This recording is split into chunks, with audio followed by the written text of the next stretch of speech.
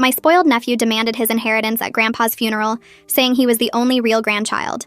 The estate lawyer asked him to define grandchild. My nephew Blake had been the golden child since birth. My sister Denise made sure of that. From the moment he could walk, he strutted around family gatherings like he owned everyone in the room. At 8 years old, he'd interrupt adult conversations to announce his needs. At 15, he'd take money from Grandpa's wallet because future inheritance might as well start now. At 22, he was still calling Grandpa every week asking for cash. Denise encouraged every bit of it. Blake's special. He's going places. Dad needs to support his only grandson's potential.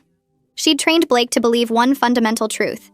He was Grandpa's only real grandchild, the sole heir to everything. My daughter Mia didn't count because she was adopted. My other sister's kids didn't count because they were from her second marriage. Blake was the firstborn biological grandson, which in his mind meant the crown prince. Grandpa died on a Thursday. Blake showed up to the funeral in a Maserati he'd leased that morning. Told everyone at the service about his plans for Grandpa's house. That old place needs a complete remodel. I'm thinking modern. Maybe a pool out back.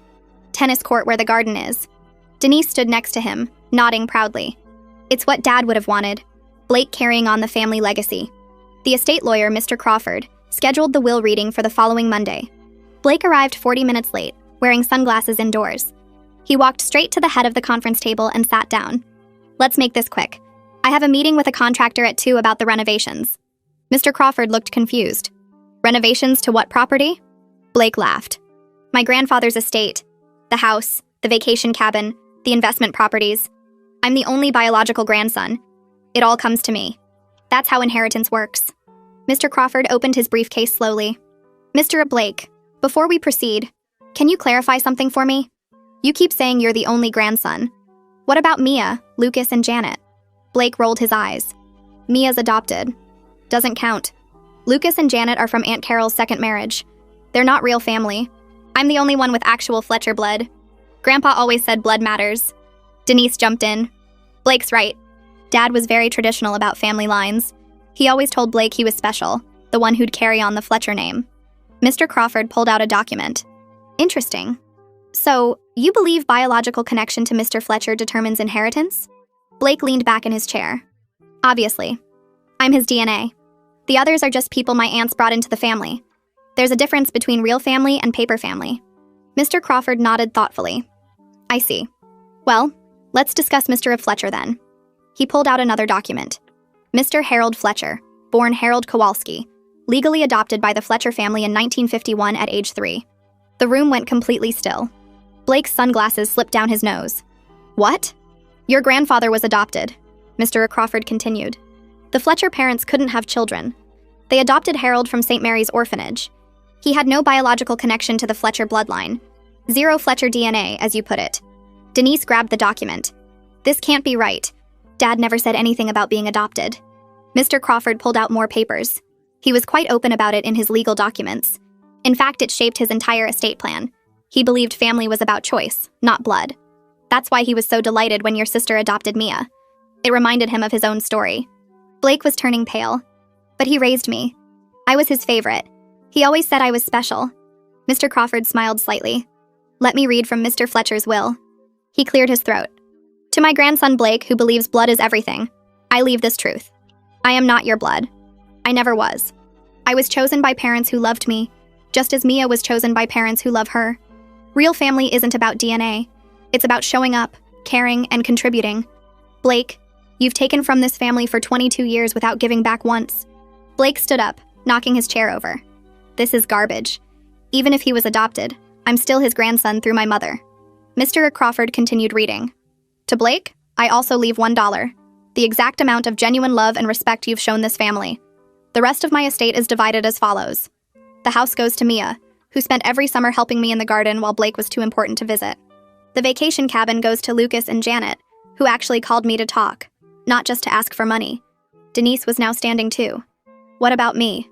I'm his daughter. Mr. Crawford turned the page. To my daughter Denise, who raised a son to believe he deserved everything while earning nothing, I leave my complete collection of parenting books. Perhaps reading them now will help with future grandchildren, should Blake ever learn enough responsibility to have any. Mr. Crawford pulled out one final document. The document showed a list of specific monetary gifts to various charities and community organizations that Grandpa had supported quietly for decades. Mr. Crawford read through them one by one, naming food banks and youth programs and animal shelters, each receiving $5,000. Blake's hands shook harder with every entry, watching money he'd counted as his own getting distributed to causes he'd never heard Grandpa mention. Denise's face went from pale to red, her jaw clenched so tight I could see the muscles jumping in her cheeks. She opened her mouth twice, but nothing came out, like her brain couldn't form words to match what she was hearing. Blake's chair scraped loud against the floor as he suddenly lunged forward, both hands reaching across the polished conference table toward the stack of papers in front of Mr. Crawford. His fingers were inches from grabbing them when Mr. Crawford smoothly pulled the entire stack back against his chest, completely calm like he'd expected exactly this reaction. Blake's momentum carried him forward, and he had to catch himself on the table edge, breathing hard. Mr. Crawford adjusted his glasses and looked at Blake with the patience of someone who'd dealt with this exact situation before. "These are copies, Mr. Blake. The originals are filed with the probate court and the county clerk's office. Destroying these documents wouldn't change anything about your grandfather's wishes or the legal distribution of his estate." Blake straightened up but kept his hands flat on the table like he was holding himself back from trying again. His sunglasses had fallen completely off now, and I could see his eyes were wet. This is complete garbage. Complete betrayal. Denise finally found her voice, and it came out as a yell that made Carol jump in her seat. How could he do this? How could Dad lie to us for 70 years? How could he pretend to be a Fletcher when he was really just some random orphan who got lucky?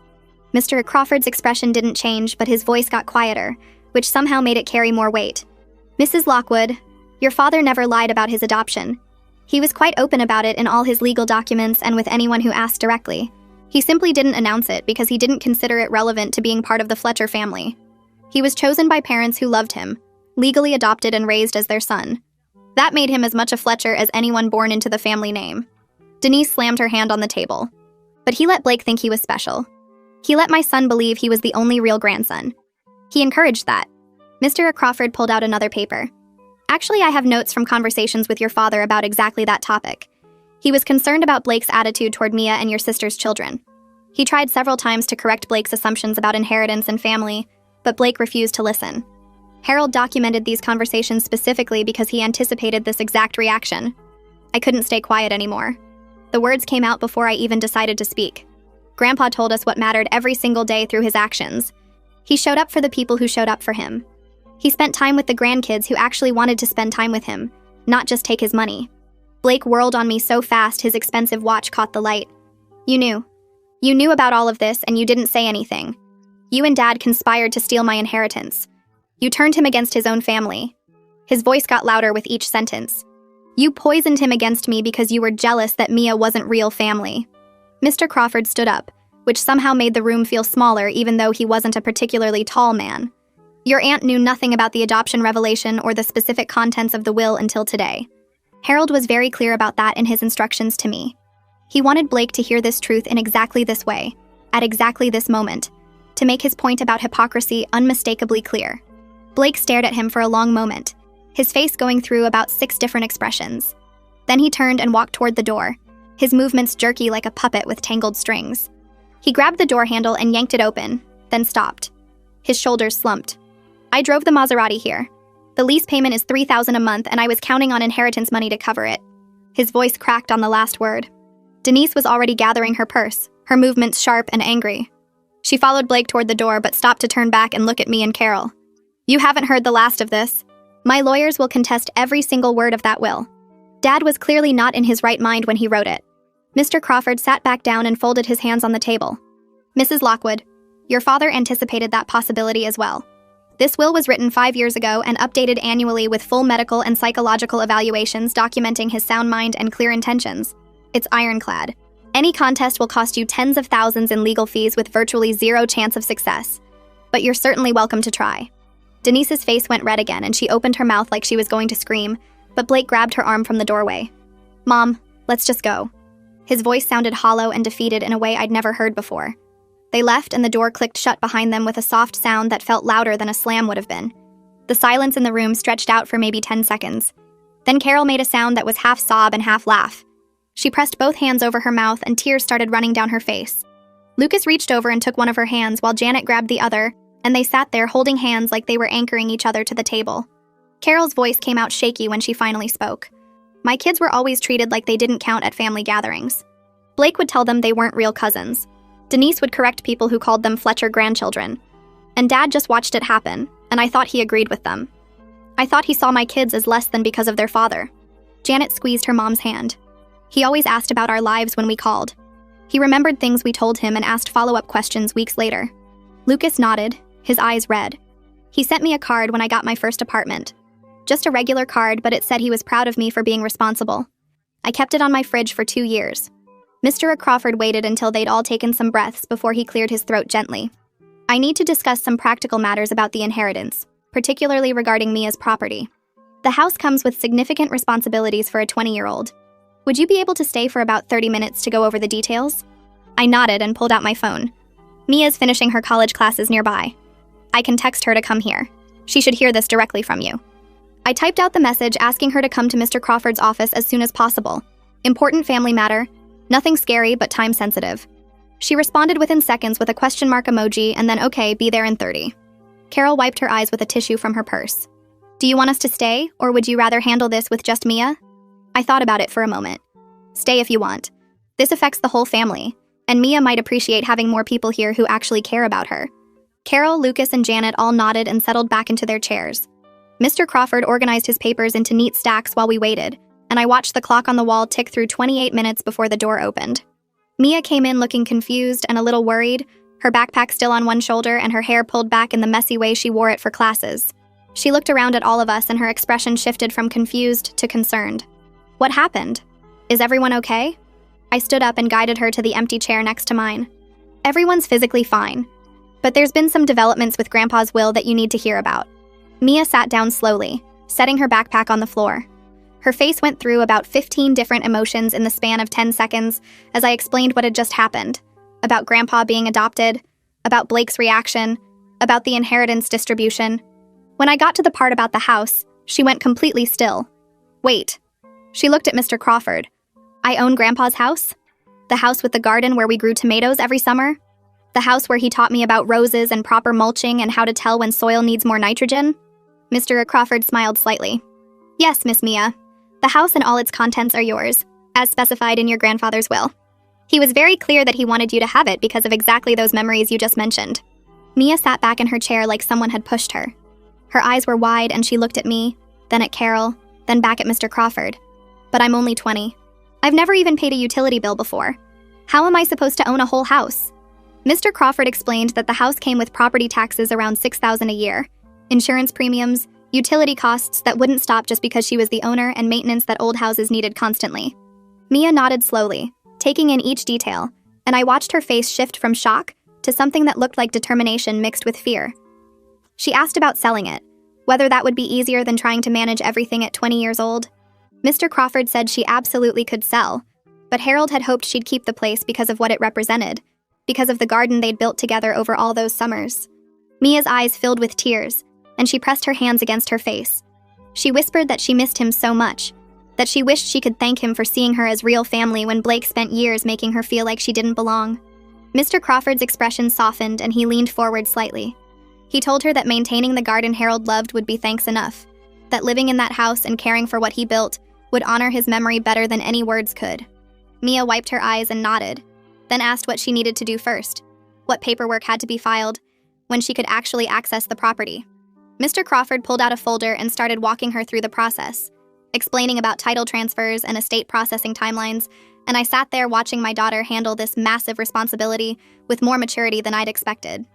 The meeting lasted another 40 minutes as Mr. Crawford outlined next steps and timelines. Carol and her kids left with copies of their own paperwork for the cabin, and Mia and I stayed to sign initial documents. By the time we walked out to the parking lot, my phone had already started buzzing with texts from Blake. The first one said he needed to talk immediately, that this was all a huge mistake. The second one claimed he was going to be homeless without the inheritance money. The third one switched to threats about getting lawyers involved. I showed Mia the messages, and she shook her head, looking tired. She said Blake never once cared about her until she got something he wanted, and now suddenly he needed help from the adopted cousin he'd dismissed for years. I drove her back to campus and spent the rest of the day trying to focus on work, but my phone kept lighting up with more texts from Blake. Each message alternated between begging and threatening, between claiming he'd learned his lesson and insisting he deserved what was rightfully his. By Thursday, I'd received 18 texts and 7 voicemails. Blake's voice got more desperate with each message, talking about eviction notices and past due rent, about how Grandpa would have wanted me to help him. Friday morning brought 3 more texts before 9 o'clock, and the last one said I needed to do the right thing and give him what he deserved as the real grandson. I blocked his number after that 5th message, unable to handle the constant barrage of manipulation disguised as desperation. Saturday afternoon, my doorbell rang while I was folding laundry. I opened it to find Denise standing there with a man in an expensive suit holding a briefcase. She pushed past me into my living room before I could say anything, and the lawyer followed her inside. He introduced himself as someone Denise had retained to handle the estate dispute, then pulled out a formal letter threatening to contest the will on grounds of undue influence. The letter claimed Harold wasn't in his right mind when he wrote the will, that someone had manipulated him against his real family. I stood there reading this garbage while Denise paced around my living room talking about how her father would never have done this on his own, how someone must have poisoned his mind against Blake. I pulled out my phone and called Mr. Crawford, explaining the situation in short sentences, while Denise's lawyer watched me with a blank expression. Mr. Crawford said he'd be there within the hour and told me not to sign anything or agree to anything until he arrived. I told Denise and her lawyer they could wait or leave, but I wasn't discussing this without my own legal representation present. Denise started yelling about how I was being difficult, how family should work together instead of fighting, how Blake was suffering while I stood by and did nothing. Her lawyer put a hand on her arm and suggested they wait, probably recognizing that her emotional outburst wasn't helping their case. Mr. Crawford arrived 53 minutes later carrying his own briefcase and looking completely calm. He greeted Denise politely, nodded at her lawyer, then asked to see the letter threatening to contest the will. He read it slowly while standing in my living room, then pulled out his own documents from his briefcase. He laid out medical records showing Harold had been evaluated by 2 different doctors within 6 months of updating his will, both confirming he was mentally sharp and fully competent. He showed documentation of Harold's clear intentions written in his own handwriting, explaining exactly why he was distributing his estate the way he chose. He produced witness statements from Harold's friends and neighbors describing his sound mind and deliberate choices. Mr. Crawford went through each piece of evidence methodically, demolishing every argument in the contest letter with calm precision. Denise's lawyer picked up each document, examined it, made notes on a legal pad. After 20 minutes of this, he set down his pen and turned to Denise. He told her quietly that contesting this will would cost tens of thousands of dollars in legal fees with virtually no chance of success, that the documentation was too strong and the will too carefully constructed. Denise's face went red and she started arguing with him, insisting there had to be a way, that her father couldn't have meant to do this to Blake. Her lawyer repeated that the evidence was overwhelming, that Harold clearly knew exactly what he was doing and why. Denise fired him right there in my living room, told him he was useless, and she'd find someone else who actually wanted to help her family. The lawyer gathered his papers, wished me good luck, and left. Denise turned on me and started screaming that I'd turned the whole family against her, that I was enjoying watching Blake suffer, that I'd probably been planning this for years. Mr. Crawford stepped between us and firmly told Denise she needed to leave my property immediately. She stormed out, slamming my door hard enough to rattle the frame. 2 days later, Carol called to check on me. Her voice sounded tired, and she admitted she'd been struggling with complicated feelings about Dad's will since the reading. She said she was grateful for the validation, grateful that someone finally acknowledged her kids as real family, but also sad that it took his death to expose all the family problems that had existed for years. We talked for almost 2 hours about Blake's behavior at holidays, about Denise's constant excuses, about the way family gatherings always centered around what Blake wanted. Carol remembered a Thanksgiving when Blake was 16 and demanded the best parking spot, the biggest serving of turkey, the first choice of dessert. Denise had made everyone else wait while Blake got what he wanted, and Carol's kids had stood in the kitchen watching while Blake acted like a prince at his own coronation. Carol said she'd spent years making excuses to her children about why their cousin got special treatment, trying to protect them from feeling less valued. Now her kids were adults, and they remembered every slight, every time Blake got priority, every family event that revolved around his needs. She felt guilty for not standing up to Denise years ago, for letting the pattern continue because it seemed easier than fighting. I told her we'd all made that choice, that we'd all gone along with it to keep peace, and now we were dealing with the consequences of years of enabling. The following Saturday, Mia and I drove to Grandpa's house to assess what she'd actually inherited. I had a key that Harold had given me years ago for emergencies, and using it now felt strange knowing he'd never be inside waiting. We walked through the front door into the living room where his favorite chair still sat by the window, a book still open on the side table like he'd just stepped away for a moment. The house smelled like him, like coffee and old wood and the lavender sachets he kept in the closets. Mia moved through each room slowly, touching things, picking up photos, opening drawers. She found his reading glasses on the kitchen counter and held them carefully like they might break. We went out the back door to the garden and Mia stopped completely when she saw it. 2 weeks of neglect had already taken a visible toll. Weeds were pushing up through the vegetable beds, the roses needed deadheading, the tomato plants were drooping from lack of water. Mia walked straight to the nearest bed and dropped to her knees, pulling weeds with tears running down her face. She worked methodically, clearing one section and then moving to the next, and I watched her hands move with the same careful attention Harold had taught her. She didn't say anything, just kept pulling weeds and wiping her eyes with her forearm, and I knew she was crying for more than just neglected plants. After an hour, we moved to the potting shed where Harold kept his tools and supplies. Mia was looking for the watering schedule he'd always followed, the notes about which plants needed what care. Instead, she found a stack of garden journals going back 30 years. Each one was filled with Harold's neat handwriting documenting what he'd planted, what thrived, what failed, observations about weather and soil and pest control. Mia sat on the floor of the shed and started reading, flipping through pages that chronicled decades of patient work. She found entries about teaching her to garden when she was 7 years old, notes about how patient she was as a child, how she never rushed through tasks like other kids. Harold had written that she reminded him of himself learning from his adoptive parents, that same careful attention to doing things right. Mia read those entries out loud with her voice breaking, and then she closed the journal and pressed it against her chest. She said she hadn't known he'd written about her, hadn't realized he'd documented their time together like it mattered enough to record. I told her that of course it mattered, that those summers had clearly meant as much to him as they did to her. She opened another journal and found more entries, years of notes about her growth and questions and developing skills. Harold had tracked her progress like a proud teacher watching a student master difficult lessons. Monday morning, Baptiste Howard arrived to assess the house's condition. Mia had scheduled him through a contractor referral service, wanting an honest evaluation before making any decisions about repairs. Baptiste walked through every room with a tablet, making notes, taking photos, occasionally stopping to examine something more closely. He checked the roof from inside the attic, tested outlets, ran water in all the sinks and showers, inspected the foundation. After 2 hours, he sat down with us at the kitchen table and delivered his assessment. The house needed significant work, probably $40,000 worth of updates to bring everything up to current standards. The roof had maybe 3 years left before it needed replacement. The plumbing was old and showing signs of corrosion. The electrical system was outdated and potentially hazardous. He showed us photos of problems we couldn't see, explaining each issue and why it mattered. Mia's face went pale as the number kept climbing, and when he finished, she admitted she had maybe $3,000 in savings from part-time jobs during college. Baptiste nodded sympathetically and said he understood that inheriting property often came with unexpected financial burdens. He offered to break the work into phases so she could tackle the most urgent repairs first, but even the immediate necessities would cost $15,000 minimum. That evening, Mr. Crawford called with information that made Mia cry with relief. He explained that Harold had set aside funds specifically for house maintenance, a separate account that contained $60,000 earmarked for repairs and property taxes. The money would cover all the immediate repairs Baptiste had identified, plus 2 full years of property taxes and insurance. Mia started laughing through her tears, saying of course Grandpa had thought of everything. Of course he'd planned ahead to make sure she wouldn't be overwhelmed.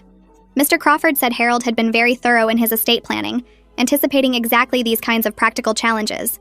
He'd wanted Mia to have the house without the financial stress that might force her to sell it before she was ready. The maintenance fund would give her time to figure out her long-term plans without desperate pressure. Mia thanked Mr. Crawford about 5 times, her voice still shaky with relief, and after she hung up, she sat on my couch staring at the ceiling. She said she felt like Grandpa was still taking care of her even though he was gone, still making sure she had what she needed. 3 days later, Blake posted a long rant on social media about being robbed of his inheritance by an adopted cousin and a grandfather who betrayed his real family. He called Harold woke and accused him of abandoning traditional family values for political correctness. The post went on for paragraphs about blood rights and biological connections, about how adoption shouldn't count the same as real family bonds. Within 2 hours, people who'd actually known Harold started commenting with their own stories. A neighbor wrote about Blake borrowing $200 3 years ago and never paying it back despite repeated requests. A former family friend described Blake showing up to Harold's 75th birthday party an hour late, staying 20 minutes and leaving early to meet friends at a bar. Someone else shared a story about Blake asking Harold for money to invest in a business opportunity, then using the cash to lease a sports car. The comments kept coming, each one adding another example of Blake's entitlement and Harold's patience. By evening, Blake had deleted the post, but screenshots were already circulating among family and friends who'd seen the original rant and the devastating responses that followed. My phone rang at 7 in the morning. Denise's number. I let it go to voicemail. She called back immediately. Then again. On the 4th call, I answered because I knew she wouldn't stop. She didn't even say hello before launching into her speech about fairness and family unity, and how I needed to talk sense into Mia about sharing the inheritance properly with Blake.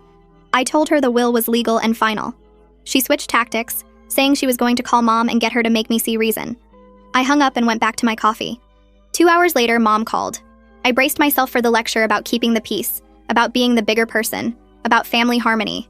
Instead, Mom asked if I'd heard from Denise yet. I said yes, briefly. Mom sighed and told me Denise had spent 40 minutes on the phone trying to convince her that Harold's will was unfair, that Blake deserved his share, that I needed to pressure Mia into splitting everything evenly. Mom had listened to the whole rant, then told Denise that Harold's will was perfectly fair and maybe she should actually read those parenting books he left her. Denise had hung up on her. Mom said she'd been watching Blake's behavior at family gatherings for 22 years, and the will didn't surprise her one bit. She asked how Mia was handling everything.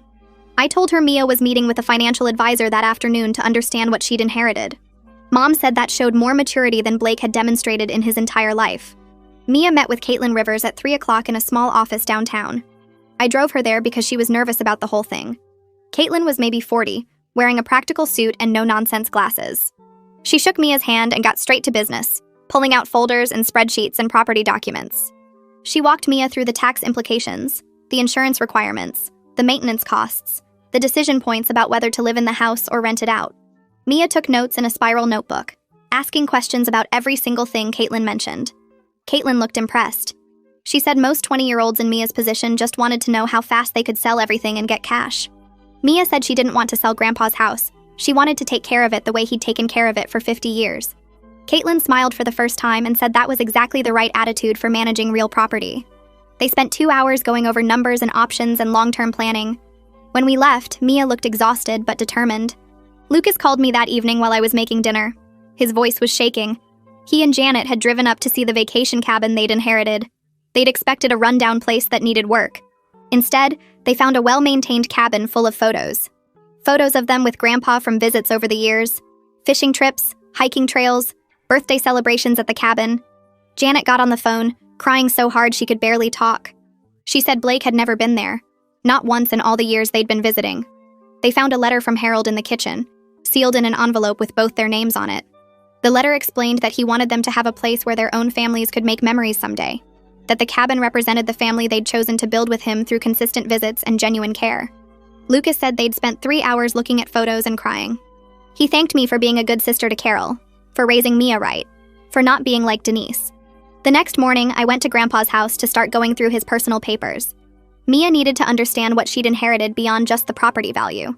The house felt empty without him. I started in his study, opening drawers and filing cabinets. I found tax records, insurance documents, maintenance receipts going back decades. Then I found a wooden box in the bottom drawer of his desk. Inside were letters, dozens of letters in Harold's handwriting, addressed to no one, dated across 40 years.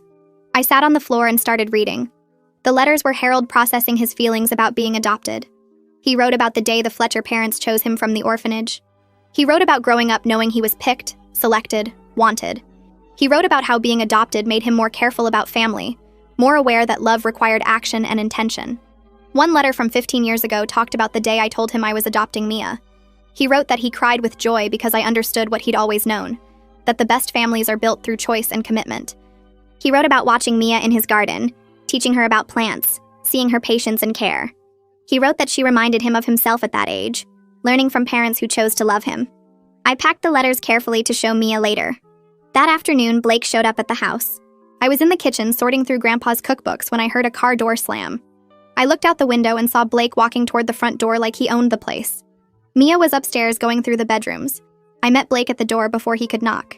He put on a sad face and said he just wanted to get a few things that had sentimental value, some items Grandpa promised him years ago. I told him he couldn't come in without Mr. Crawford present. Blake's expression changed instantly. The sad face disappeared and something ugly replaced it. He said Mia was a thief who stole his inheritance. He said I was a terrible mother who raised a daughter to take advantage of a confused old man. His voice got louder with each sentence. Mia appeared at the top of the stairs, her face pale. Mia came down the stairs slowly. Blake turned his anger toward her, listing all the reasons she didn't deserve the house. She was adopted, not real family. She'd manipulated Grandpa in his old age. She was too young and stupid to manage property.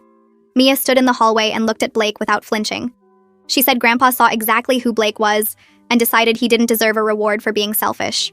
Blake actually laughed, a harsh sound that echoed in the empty house. He said she was just a charity case who got lucky, that she should be grateful anyone wanted her at all. I stepped between them before I even realized I was moving. I told Blake to get out. He took a step toward me, his face red. Then headlights swept across the front windows. Mr. Crawford's car pulled into the driveway. Mr. Crawford walked up to the door with his briefcase. He looked at Blake, then at me, and seemed to understand the situation immediately. He informed Blake that he was trespassing on Mia's property and needed to leave right now or face legal consequences. Blake started arguing about his rights as family. Mr. Crawford pulled out his phone and said he could have the police here in 5 minutes. Blake backed toward his car, cursing under his breath. Then he stopped next to one of Grandpa's rose bushes, the ones he'd spent years cultivating. Blake looked right at Mia and kicked the plant over, snapping the main stem. Dirt and roots scattered across the walkway. Blake got in his car and drove away. Mia ran to the rose bush and dropped to her knees, her hands shaking as she tried to figure out how to save it. The next day, Mr. Crawford recommended we talk to Elise Thorne. She was a real estate attorney who specialized in property disputes and family inheritance conflicts. We met her at her office downtown. Elise listened to the whole story about Blake's behavior, the threats, the property damage. She took notes and asked specific questions about dates and witnesses. She said she'd handled cases like this before. Entitled relatives often got worse before they accepted reality. She recommended filing a restraining order immediately based on Blake's trespassing and destruction of property. She walked us through the process, explaining what evidence we needed and how the order would work. Mia signed the paperwork with steady hands. Elise said the order should be in place within 48 hours. She warned us that Blake might try something else before the order took effect, and we should document everything and call the police if he showed up again. That evening, Mia told me she was taking a semester off from college.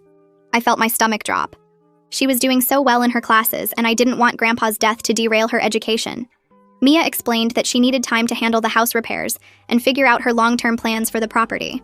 She said college would still be there next semester, but right now she had decisions to make about something that could provide stability for decades if she managed it correctly. She'd already talked to her academic advisor about taking a leave. I argued that she shouldn't let the inheritance disrupt her life. Mia pointed out that the inheritance was part of her life now, a significant part, and she needed to handle it responsibly, instead of trying to juggle everything and doing it all badly. She had a point, but I still worried she was making a mistake. We hired Baptiste Howard to start the repairs. He showed up on Monday morning with his truck and his tools. Baptiste was patient in a way I hadn't expected from a contractor. He walked Mia through every single repair, explaining why things needed to be fixed and how he planned to fix them. Mia followed him around the house with her spiral notebook, writing down everything he said. She asked questions about roof flashing and circuit breakers and foundation drainage. Baptiste answered each question like it mattered, like teaching a 20-year-old about her house was just as important as doing the actual repairs. He showed her how to spot water damage, how to check if outlets were grounded, how to tell if the furnace was running efficiently. Mia absorbed it all, taking pages of notes. Baptiste told me later that most homeowners never bothered to understand their own houses. They just called him when something broke. He said Mia was going to be the kind of owner who caught problems early because she actually knew what to look for. The repairs took 3 weeks, and I spent most of that time watching Mia become someone I barely recognized. She showed up every morning at 7 to check Baptiste's progress, asked questions about load-bearing walls and electrical codes, took notes in that spiral notebook until her hand cramped. Baptiste started bringing her coffee because she was always there before him. The house slowly transformed from a place full of Grandpa's things into Mia's home, and I saw her claiming it one decision at a time. Carol called on a Saturday morning asking if she could bring Lucas and Janet over to help sort through Grandpa's belongings. Mia agreed immediately, and I watched the 3 of them work through closets and drawers with a gentleness that surprised me. They found his old clothes, his collection of gardening magazines, boxes of tax returns from 40 years ago. Lucas discovered a fireproof box under the bed in the spare room, locked with a combination none of us knew. Mia tried Grandpa's birthday, then her birthday, then random numbers until the box finally clicked open on March 15th, the date he was adopted. Inside were papers, official documents with stamps and signatures, and Lucas pulled them out carefully like they might crumble. St. Mary's Orphanage letterhead at the top, Harold Kowalski written in neat script, then crossed out and replaced with Harold Fletcher. The adoption decree dated March 15, 1951, signed by a judge whose signature had faded to almost nothing. We sat on the floor passing the documents around, reading every word. There were medical records from when he was 3 years old, noting he was healthy but underweight. A letter from the orphanage director describing him as quiet and well-behaved. The Fletcher parents' application explaining they'd tried for years to have children and wanted to give a child a loving home. Janet started crying first, then Mia, then me. Carol just held the papers and stared at them like they explained everything about our family. Lucas found photos tucked into the box. Harold as a tiny child in clothes that didn't fit right. Then Harold with the Fletcher parents looking stiff and formal in their Sunday best. Then Harold smiling in a backyard somewhere with a puppy. We spent 2 hours on that floor reading through his entire adoption file, and it felt like meeting Grandpa for the first time. He'd been chosen, documented, officially welcomed into a family that wanted him. Carol said it made sense now why he cared so much about Mia, why he left her the house. He understood what it meant to be chosen and loved on purpose. 2 days later, a certified letter arrived at my house addressed to Mr. Crawford but forwarded to me. Denise's lawyer had sent it, claiming Harold was mentally incompetent when he wrote the will, that his adoption trauma affected his judgment, that the will should be invalidated. I called Mr. Crawford immediately, and he sounded tired when he answered. He said he'd been expecting this, that Denise had contacted 3 different lawyers before finding one willing to take the case. Mr. Crawford asked me to come to his office the next morning, and when I arrived, he had a stack of documents spread across his desk. Medical records from Harold's doctor showing he'd passed a cognitive assessment 6 months before he died, scoring higher than average for his age. Letters from his financial advisor confirming he understood his estate planning decisions. A psychological evaluation he'd requested specifically to prevent this exact challenge, dated and notarized. Mr. Crawford had already prepared a response to Denise's lawyer, attaching all the evidence of Harold's sound mind and clear intentions. He showed me the letter before sending it, and it was professional but devastating, laying out exactly how prepared Harold had been for someone to question his competence. Mr. Crawford said he'd seen families tear themselves apart over inheritance before, but he'd rarely seen someone as thoughtful as Harold in preventing it. The will wasn't written in anger. It was written in clarity, and every word had been chosen carefully. He mailed the response that afternoon, and I knew Denise would receive it within days. I started seeing Ashlyn 3 times a week because I couldn't process everything alone anymore. My dad was dead, my sister was suing his estate, my nephew had become someone I didn't recognize, and my daughter had inherited a house at 20. Ashlyn's office was small and comfortable, filled with plants and soft furniture that made it easier to talk. She asked questions that made me think about things I'd been avoiding. Why did Harold's will feel cruel to Denise when it was just honest? Because honesty destroys the stories people tell themselves to feel good. Denise had spent 22 years believing she was raising a special child who deserved special treatment, and Harold's will said no, you raised an entitled adult who takes without giving. That truth felt like cruelty because it stripped away the narrative Denise had built. Ashlyn helped me see that polite silence had enabled Blake's behavior for years, that every time someone didn't call him out, they gave him permission to continue. Harold's will wasn't mean. It was the first time anyone had told Blake and Denise the truth without softening it. I cried in Ashlyn's office more than I'd cried in years, grieving not just for my dad, but for the family relationships that were breaking apart. She reminded me that some relationships were built on dysfunction, and when someone finally sets boundaries, those relationships can't survive because they were never healthy to begin with.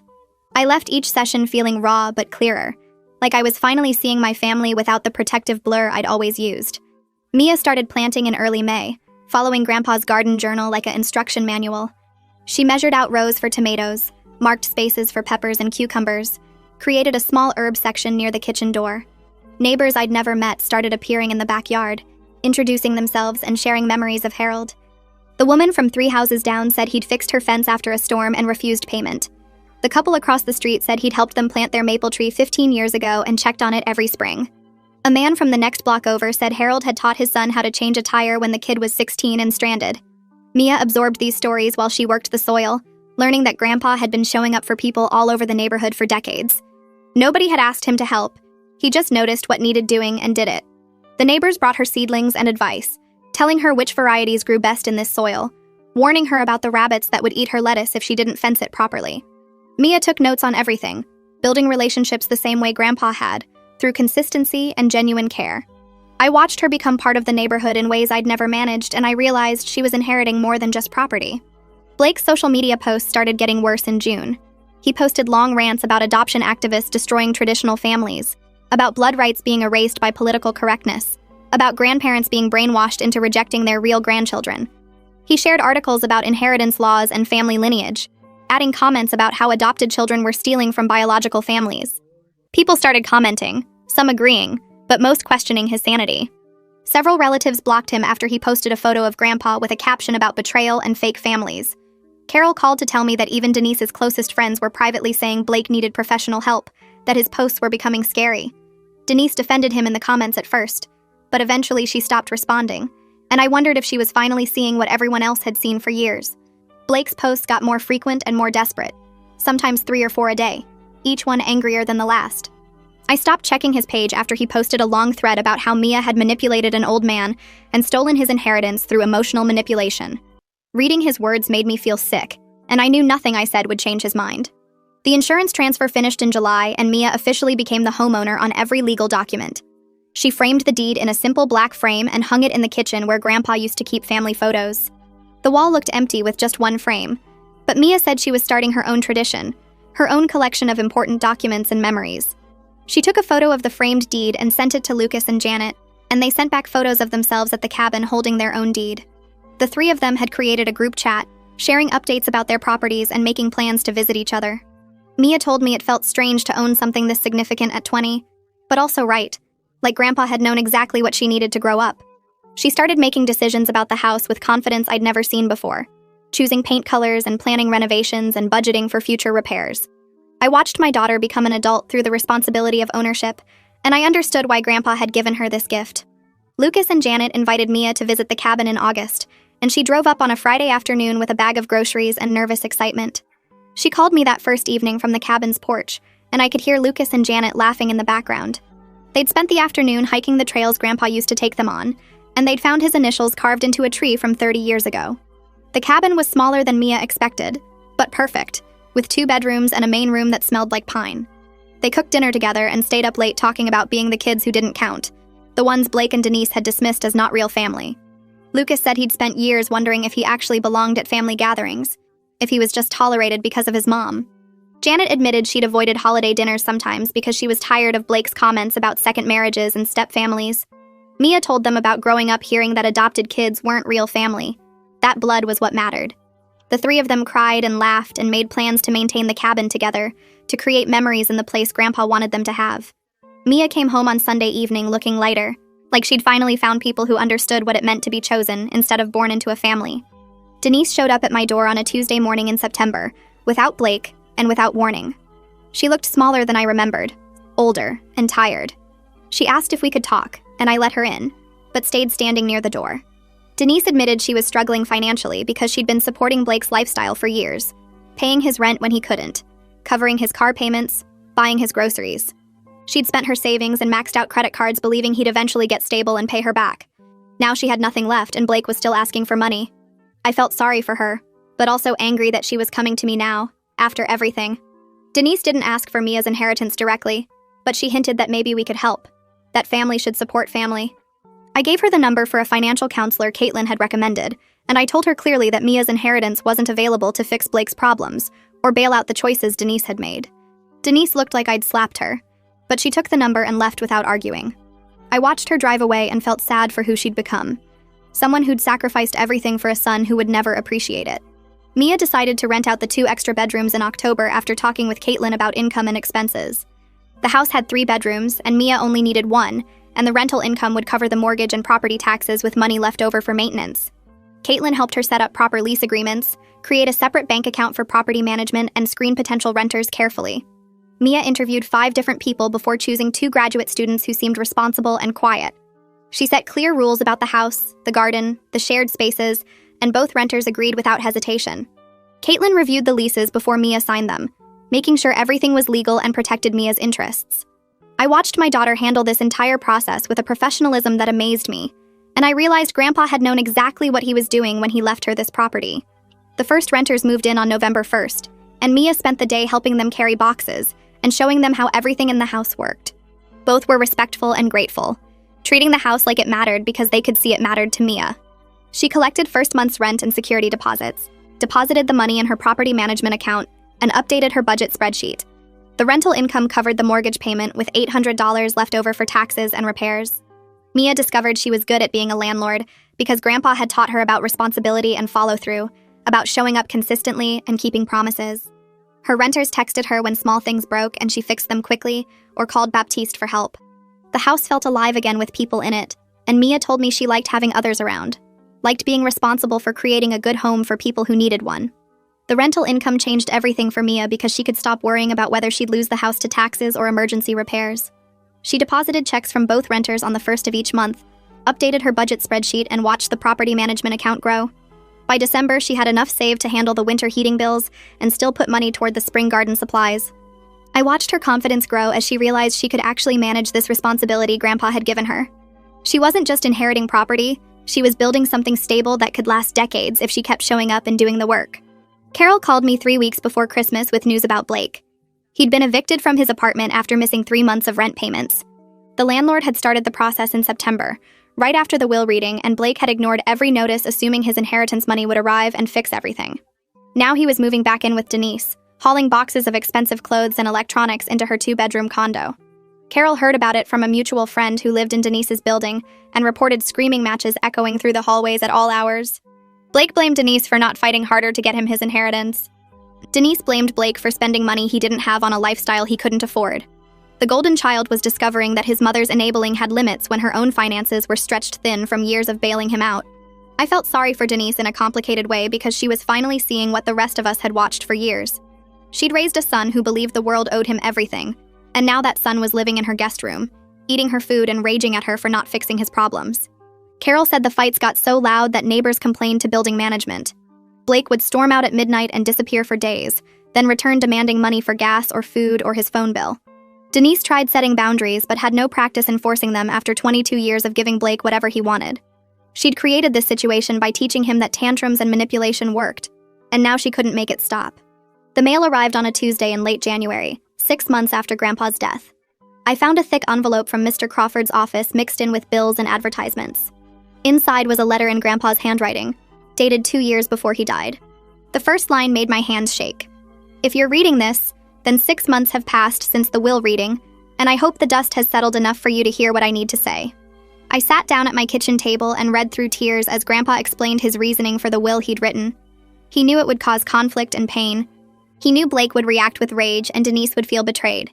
He knew the family might fracture beyond repair. But he also knew that sometimes the most loving thing you can do is tell the truth and let people decide how to respond. Grandpa wrote about watching Blake's entitlement grow year after year, while Denise made excuses and enabled every bad choice. No. He wrote about his worry that Blake would never learn responsibility if someone didn't force him to face consequences. He wrote about hoping the will would shock Blake into growth, into understanding that family requires effort and contribution, not just DNA. He acknowledged that it might not work, that Blake might double down on bitterness instead of learning humility. But he had to try because doing nothing felt like giving up on his grandson completely. The letter explained that he'd left me this message because he trusted me to help Mia navigate her inheritance, while also understanding that tough love comes from actual love, not cruelty. I cried reading Grandpa's words because they were so honest about the pain he knew he'd cause. He wrote that he'd struggled with the decision for years, wondering if he should just divide everything equally and let the family continue with its dysfunction intact. But he kept coming back to the truth that enabling Blake's behavior wasn't helping him. It was destroying him. Grandpa wrote that he hoped 6 months had been enough time for Blake to hit bottom and start climbing back up, but if not, at least everyone would know where they stood. He ended the letter by saying he loved all of us, even Blake, and that real love sometimes means letting people experience the consequences of their choices instead of protecting them from reality. Mia decided to throw a garden party in early March to thank everyone who'd helped her through the transition. She spent 2 weeks planning, cleaning the house, and preparing the garden for visitors. She sent invitations to the neighbors who'd shared memories of Grandpa, to the contractors who'd helped with repairs, to Carol's family, to my mother, to the financial advisor and the real estate attorney who'd guided her through the legal maze. She specifically did not invite Blake or Denise because their presence would turn a celebration into a confrontation. The party was scheduled for a Saturday afternoon when the early spring flowers were just starting to bloom in the beds Grandpa had planted. 50 people showed up, filling the house and spilling into the backyard where Mia had set up tables and chairs. Carol arrived with Lucas and Janet, who immediately started exploring the garden and taking photos of the new growth. My mother brought a photo album of Grandpa from when he was young, just starting to build his own garden in this same yard. Caitlin came with her partner and spent an hour talking to Mia about long-term financial planning and property investment strategies. Baptiste arrived with his wife and walked through the house, pointing out all the repairs he'd completed, proud of the work they'd done together. Neighbors brought food and stories, creating a potluck of memories and gratitude that filled the rooms where Grandpa had lived for 50 years. People started sharing stories about Harold without any prompting, and a pattern emerged that none of us had fully recognized while he was alive. The neighbor from 3 houses down talked about the time Grandpa spent 2 weekends helping him build a wheelchair ramp for his mother without being asked or expecting payment. A woman from the community garden mentioned how Harold had taught her everything about tomatoes when she was struggling to grow anything in her first plot. The postal carrier who delivered mail on this route for 20 years remembered Harold always offering water on hot days and asking about his family. Story after story painted a picture of a man who believed family was something you built through consistent care, through showing up when people needed help, through remembering birthdays and asking follow-up questions about problems people had mentioned weeks before. Mia stood in the kitchen listening to these stories with tears running down her face because she was understanding something bigger than just inheriting a house. She'd inherited a legacy of intentional love, of choosing to care about people through actions instead of just words. Grandpa hadn't been special because of his DNA or his accomplishments or his money. He'd been special because he'd shown up consistently for decades, building relationships through patience and genuine interest in other people's lives. The house and garden weren't just property. They were physical evidence of a man who believed you create family by planting seeds and tending them carefully year after year until they grow into something that sustains everyone around you. A letter arrived for Mia in April, handwritten on expensive paper in Blake's careful script. I was at her house when she opened it and we read it together at the kitchen table. Blake apologized for his behavior at the will reading and in the month since. He acknowledged that he'd been wrong about what made someone real family. He claimed he'd learned his lesson about entitlement and wanted to start over with Mia, to build a real relationship based on mutual respect. The apology sounded genuine until the third paragraph, where Blake mentioned how much he'd always loved this house and how he'd be happy to help Mia maintain it if she ever needed someone to stay here and watch the place. The subtext was clear even though Blake tried to hide it. He wanted back into the house, wanted to live rent-free in the property he'd expected to inherit, wanted to benefit from Grandpa's legacy without actually changing his behavior or beliefs. Mia showed me the letter without saying anything, just watching my face as I read through Blake's carefully constructed manipulation. We both recognized what he was doing because Grandpa had taught us to pay attention to actions instead of words, to notice what people actually do instead of what they claim they'll do. Blake's apology focused entirely on what he wanted, not on the harm he'd caused. He never mentioned the years of dismissing Mia as not real family. He never acknowledged the cruelty of his comments at the funeral and will reading. He never took responsibility for his entitlement or his treatment of people who'd actually cared about Grandpa. The letter was just another attempt to get what Blake believed he deserved, wrapped in language that sounded like growth, but was really the same manipulation he'd always used. Mia spent 2 days thinking about how to respond before she sat down and wrote a brief note back to Blake. She thanked him for his letter and said she wished him well in his journey of personal growth. She wrote that she wasn't interested in building a relationship with someone who only valued her after she inherited property he'd wanted for himself. She explained that real relationships require consistent care over time, not sudden interest when circumstances change. She ended by saying she hoped he would genuinely learn the lessons Grandpa had tried to teach through the will, but that learning had to happen on Blake's own timeline and wasn't her responsibility to manage or support. The note was clear and kind, setting a boundary without cruelty, and I felt proud watching my 20-year-old daughter handle manipulation with more maturity than many adults ever develop. Baptiste finished the last repairs in May, 3 months ahead of his original estimate and $2,000 under budget. He walked through the house with Mia one final time, pointing out everything they'd accomplished together. New roof that would last 30 years, updated electrical that met current code, plumbing that wouldn't leak or burst, foundation drainage that would prevent water damage, HVAC system that would heat and cool efficiently. Baptiste told Mia she'd been one of his most engaged clients ever, actually learning about her property instead of just writing checks and hoping contractors would handle everything. She'd asked questions about every repair, taken notes about maintenance schedules, and understood that owning property meant taking responsibility for understanding how everything worked.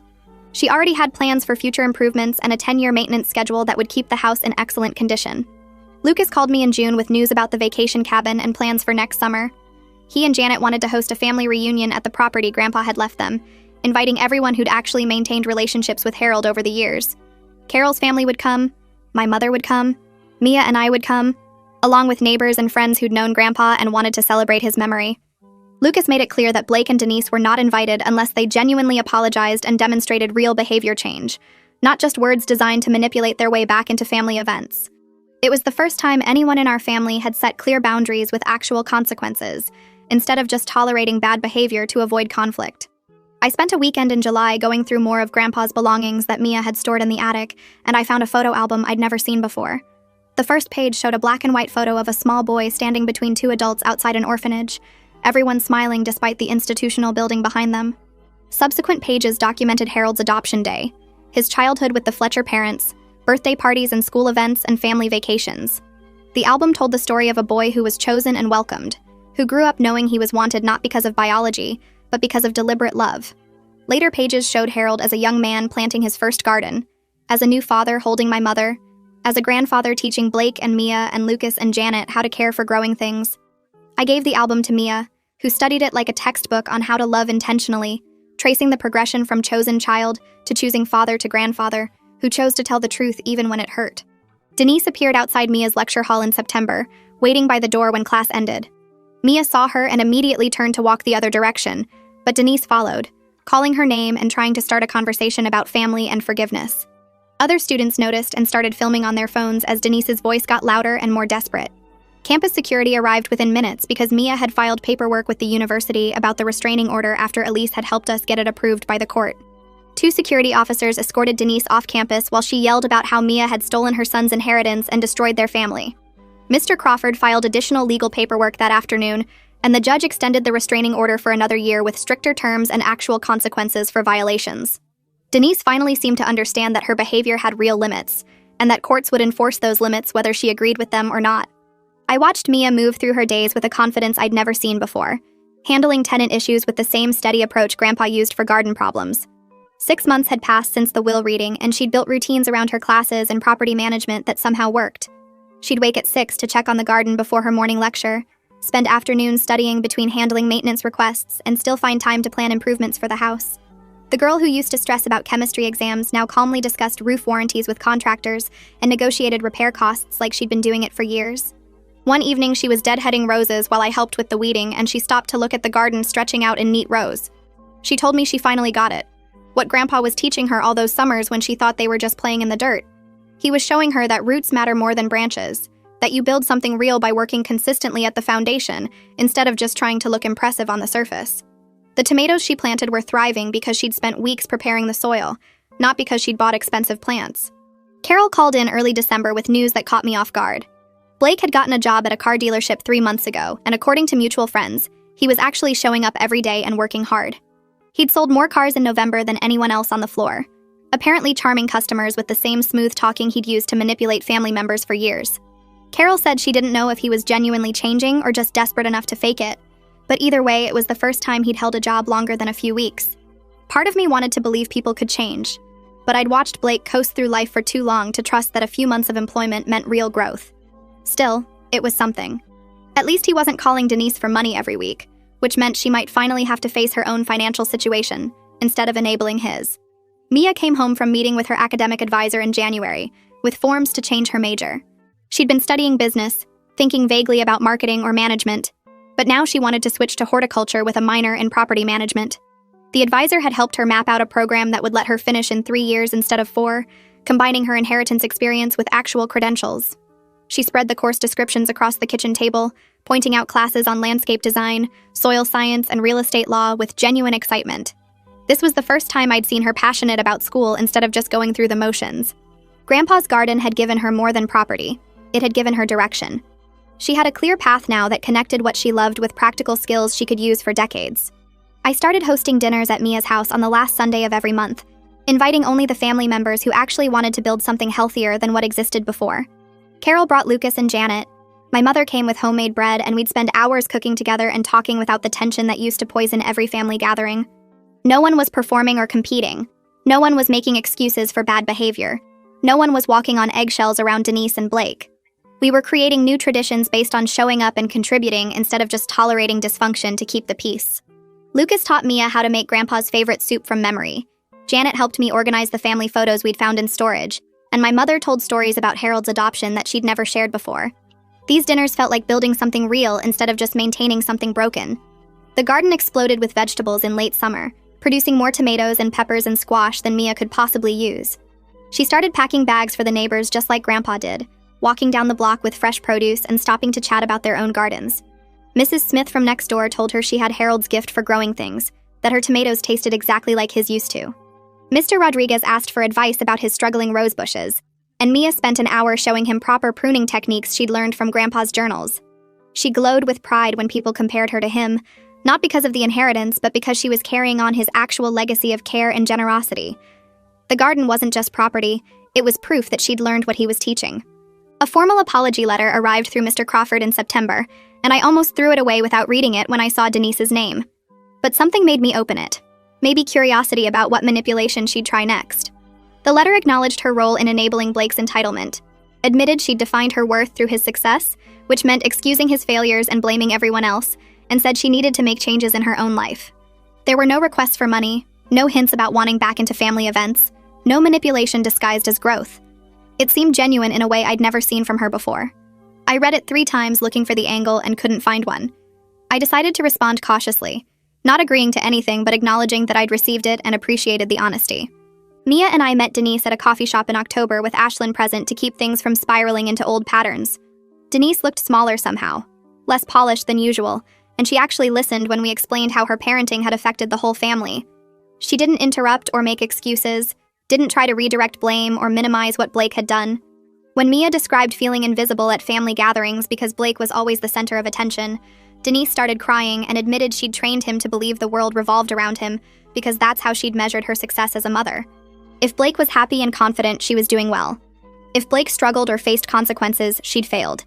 She'd spent 22 years protecting him from reality, and now he couldn't function in it. Ashlyn guided the conversation carefully, helping Denise see patterns she'd been blind to for decades. Blake wasn't invited to the mediation, and Denise accepted that without argument. She said her relationship with him needed to change before any family reconciliation was possible, that she couldn't keep enabling him and expect different results. Ashlyn had helped her find a therapist who specialized in parental enmeshment, and she'd joined a support group for parents of adult children who struggled with entitlement. Denise admitted the other parents' stories sounded exactly like her own, that she wasn't unique in raising a kid who believed he deserved everything without earning anything. She was starting to understand that helping Blake meant stopping the help, letting him face natural consequences instead of constantly rescuing him. I didn't know if she'd actually follow through, but at least she was saying the right things for the first time ever. We planned a memorial garden party for the 1-year anniversary of Grandpa's death, and Mia sent invitations to everyone whose lives Harold had touched through quiet, consistent care. The house filled with neighbors, friends, and family members who actually showed up for him over the years. We planted a new rose bush in the spot where Blake had kicked over the old one, and Mia gave a short speech about inheritance being more than money or property. She talked about learning to show up consistently, to care for growing things patiently, to build community through small acts of generosity repeated over time. She said Grandpa left her a house, but he taught her how to make it a home by demonstrating that family is something you create through action, not something you inherit through blood. People were crying by the time she finished, and we spent the afternoon sharing food and stories and memories of a man who believed in choosing love deliberately. Blake appeared at the back gate halfway through the party, sober and subdued in plain clothes without the designer labels he used to wear. He asked quietly if he could just stand in the back of the garden without interacting with anyone, and Mia looked at me before answering. I shrugged, leaving it up to her since it was her property and her decision. She considered for a long moment, then nodded and told him he could stay as long as he respected people's space. Blake spent an hour silently watching the community Grandpa had built through decades of showing up, and I saw him wipe his eyes a few times when people shared stories about Harold's kindness. He didn't try to join conversations or make it about himself, just stood there taking in what he'd missed by being too focused on what he could take instead of what he could give. The garden was emptying out as the sun dropped lower, guests saying their goodbyes and promising to visit again soon. Blake stayed in his spot by the back fence, hands shoved in his pockets, watching people leave in groups of 2 and 3. Mia was collecting empty plates from the picnic tables when he finally moved, walking slowly toward where we stood near the rose bushes. His shoulders were hunched forward in a way I'd never seen before, none of the swagger that used to announce his presence at every family gathering. He stopped a few feet away and waited until Mia looked up from stacking dishes. "I can go if you want," he said quietly. "I just wanted to say something before I left." Mia set the plates down carefully and glanced at me, then back at him. "Okay." Blake looked down at his shoes, scuffed work boots instead of the designer sneakers he used to wear. I wasted it. All those years with Grandpa, I was too busy thinking about what I could get from him to see what he was actually offering. He looked up, his eyes red. He was an incredible man, and I treated him like an ATM machine. I can't fix that now, and I'm not asking for anything. I just needed to say it out loud, that I know what I lost and it was my own fault. Mia crossed her arms, studying him for a long moment. The Blake I knew would have made this about himself somehow, would have found a way to ask for something while pretending not to. This version stood there waiting, accepting whatever response came without trying to control it. "I appreciate you saying that," Mia said finally, "but I'm not ready to have a relationship with you. Maybe someday if you keep working on yourself we can be cordial family members at gatherings." Blake nodded immediately. "That's fair. I understand." He turned to leave, then paused. "The garden looks amazing." He would have loved seeing it like this. Then he walked away without waiting for a response, letting himself out through the side gate. Mia watched him go, then looked at me with raised eyebrows. Did that actually just happen? I think it did. First time I've ever seen him respect someone's boundary without arguing. We finished cleaning up in silence, both processing what felt like a small miracle in the middle of ordinary afternoon work. 3 weeks later, Denise called and asked if we could meet for coffee at a neutral location. I brought Ashlyn as a buffer, not sure what to expect after months of limited contact. Denise arrived early, sitting at a corner table with 2 parenting books in front of her, pages marked with dozens of sticky notes. She looked older somehow, tired in a way that went deeper than lack of sleep. "Thank you for coming," she said when I sat down. "I know I don't deserve your time after everything." I listened as she talked about the past year, about finally reading the books Harold left her, and recognizing her own mistakes in every chapter. She'd joined a support group for parents dealing with adult children's entitlement issues, and heard her own story repeated by strangers who enabled their kids the same way she'd enabled Blake. She was seeing a therapist twice a week, and learning that helping Blake meant stopping the help, letting him face real consequences instead of constantly rescuing him from his own choices. "I made him believe the world owed him everything," Denise said, tears running down her face. "And I blamed everyone else when he acted exactly how I taught him to act. I'm not asking you to forgive me or trust me right away. I just wanted you to know I'm working on it. That I finally understand what Dad was trying to tell me with those books." We talked for 2 hours about boundaries and honesty and the difference between enabling and supporting. I didn't promise her anything except that I'd keep the door open if she continued making genuine changes. She accepted that without pushing for more, and I saw echoes of Blake's conversation with Mia in the way she respected my limits. 2 years slid past in a blur of property management and college classes and slow family healing. Mia finished her degree in horticulture and property management, turning her inheritance into a career path that combined passion with practical skill. The house filled with carefully chosen renters who treated the place with respect, their rent covering expenses while Mia built equity and experience. I stood in the kitchen doorway one Sunday afternoon watching her teach her current renters about tomato plants, explaining how to pinch suckers and support heavy fruit exactly the way Harold taught her during those childhood summers. She had his patience with growing things, his steady hands working soil, his genuine pleasure in watching things thrive under careful attention. The renters asked questions and took notes, treating her knowledge with the respect she'd earned through years of consistent care. Harold's greatest inheritance wasn't the house or the property value or the financial security it provided. It was teaching someone how to show up and love through action, how to build family deliberately instead of assuming blood did the work automatically. Mia learned that real relationships require patience and presence and genuine care, repeated every single day until it becomes who you are instead of what you do. The best families aren't the ones we inherit through biology. They're the ones we choose to build through showing up when it matters and staying present when it's hard, and proving through action that love means more than shared DNA or convenient proximity.